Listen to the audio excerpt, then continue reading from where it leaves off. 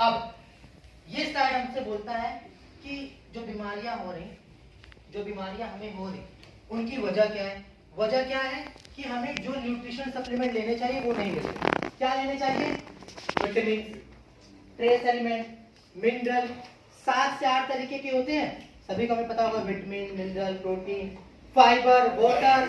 Fibre water हमें energy नहीं देता है, हमें ताकत स्टैमिना नहीं बढ़ाता है, पर हमारे स्वास्थ्य के लिए जरूरी है।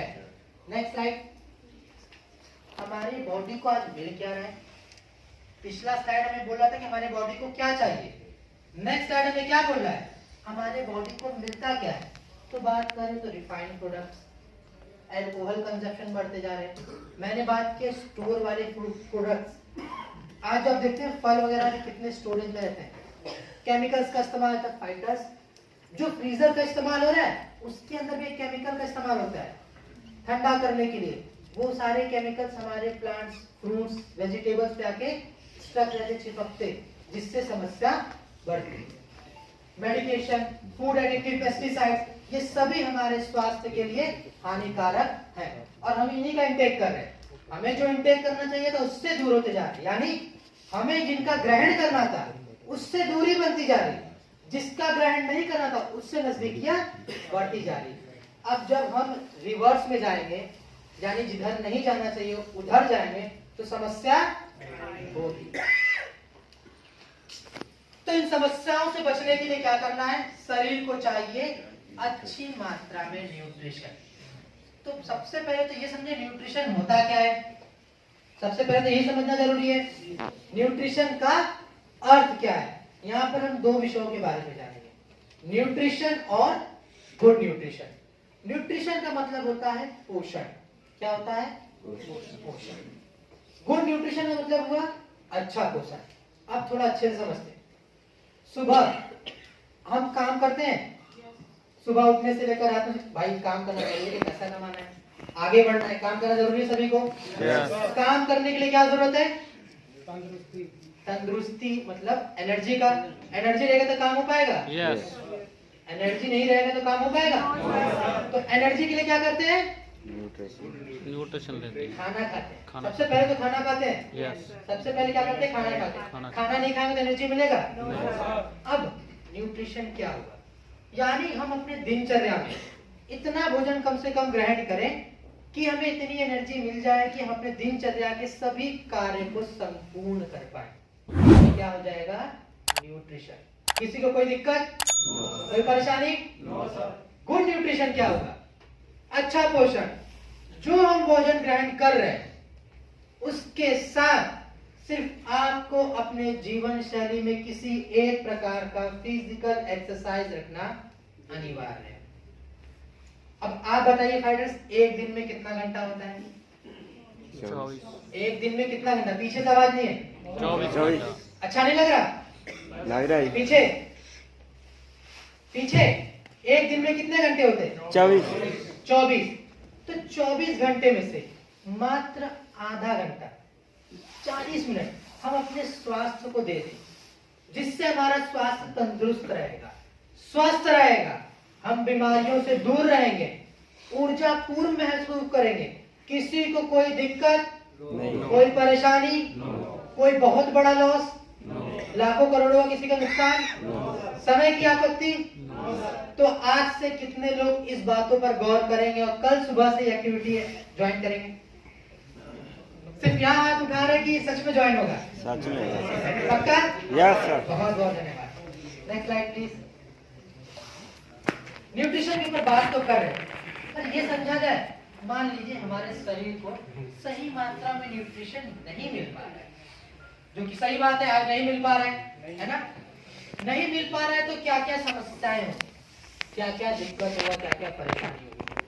सबसे पहला सीधा असर पड़ेगा, भाई खाना पीना नहीं खाएंगे सही से, पोषण नहीं मिलेगा तो ऊर्जा हमारे अंदर नहीं मिलेगा। जब खाना ही नहीं खाएंगे तो ऊर्जा नहीं मिलेगा, जो पोषण चाहिए वो नहीं मिलेगा तो एनर्जी डिफिशियंसी यानी ऊर्जा की कमी। दूसरा सीधा असर पड़ता है हमारे इम्यून सिस्टम पे, यानी हमारे रोग प्रतिरोधक क्षमता में। जिंक एक माइक्रो न्यूट्रिएंट है फाइटर्स, सूक्ष्म पोषक तत्व। यदि हमारे शरीर में जिंक की कमी हुई, सीधा हमारे इम्यूनिटी पे असर है, हमारा इम्यून सिस्टम कमजोर, हम तुरंत बीमार पड़ जाएंगे। हल्का सा मौसम में भी चेंज होगा, हम तुरंत बीमार पड़ जाएंगे। अगला ऑर्गन डिस्फंक्शन, मैंने जिंक का ही नाम लिया ना। जिंक की कमी से लंग्स इन्फेक्शन के चांसेस 75% तक बढ़ जाते हैं, यानी 75% तक लंग्स इन्फेक्शन के चांसेस बढ़ जाते हैं। लंग्स इन्फेक्शन का मतलब हो गया अस्थमा के चांसेस बढ़ जाएंगे, टीबी ब्रोंकाइटिस होने के चांसेस बढ़ जाएंगे। Nutrient deficiency of fighters, calcium की कमी से क्या होता है? हड्डियां कमजोर होती हैं। हड्डियों में कमजोरी। पोटेशियम की कमी से मांसपेशियों में कमजोरी। आयरन B12 से खून में कमी, यानी हमारे शरीर में सही प्रकार से पोषण नहीं मिलेगा तो शरीर में समस्या होना अनिवार्य है। Next slide please. अब हम बात करें न्यूट्रिशन के ऊपर, बात किए क्या होता है, कितने प्रकार का होता है, कमी होने से क्या होगा। पर फाइटर्स एक बात हमें और बताओ कि जो ये न्यूट्रिशन है, जो ये पोषण है, सभी में अलग अलग प्रकार के पड़ते हैं? किसी में सेम नहीं पड़ता है। कैसे, क्या फैक्टर्स हैं, क्या वजह है, उनके जानते हैं। सबसे पहला उम्र। मैं छोटा तुलना करता हूं, मैं अपनी तुलना एक नवजात शिशु से कर रहा हूं जो बच्चा अभी जन्म लिया है। तो हम दोनों का जो खान पान होगा, जो पोषण होगा, वो अलग होगा। अब मेरा जो पोषण है या उस बच्चे का पोषण है जो एक वृद्ध व्यक्ति से हम तुलना करें तो पोषण अलग होगा। यानी उम्र के अनुसार जो पोषक तत्व है वो सबको अलग अलग मात्रा में चाहिए। अगला फैक्टर है जेंडर का, यानी पुरुषों की तुलना महिलाओं से की जाए तो फाइटर्स हमें पता है महिलाओं के अंदर पहले से कैल्शियम, आयोडीन, आयरन, B12 की कमी पाई जाती है, जिसकी वजह से अक्सर हमें सुनने को मिलता है महिलाओं में थायराइड की समस्या ज्यादा देखने को मिलती है। महिलाओं में एनीमिया की समस्या ज्यादा देखने को मिलती है। इसके पीछे एकमात्र वजह यही है कि उनके अंदर पहले से वो पोषक तत्वों की कमी है। तो हमारे में और महिलाओं में, यानी पुरुषों और महिलाओं में भी जो पोषक तत्व है वो अलग अलग प्रकार के जरूरत यानी आवश्यकता पड़ती है। नेक्स्ट है वातावरण, क्लाइमेट। फाइटर्स एक बहुत बड़ा फैक्टर है।